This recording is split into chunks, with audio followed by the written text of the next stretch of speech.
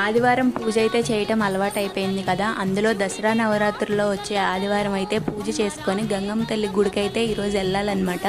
అందుకనే పొద్దున్నే లేచేసి ఫ్రెష్ అయిపోయి ఇల్లు వాకిలి శుభ్రం చేసుకొని ఇలా పూజకి అయితే రెడీ అవుతున్నాను. ముందు రోజు పెట్టిన పూలన్నీ తీసేసి ఫ్రెష్గా పెట్టేస్తాను అనమాట. ఇవాళ వచ్చేసి 7వ రోజు అమ్మవారి అవతారం మహాచండీదేవి అవతారం కదా.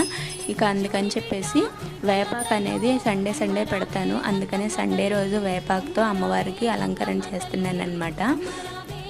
ఇంక ఇలా అయితే దీపారాధన చేసుకొని బయట అమ్మవారి ఇది ఫోటో కూడా ఉంటుంది కదా, దానికైతే వేపమాల అనేది వేస్తున్నాను. బయట అయితే రాగి చెంబు గడప ముందు పెట్టుకుంటాను అనమాట.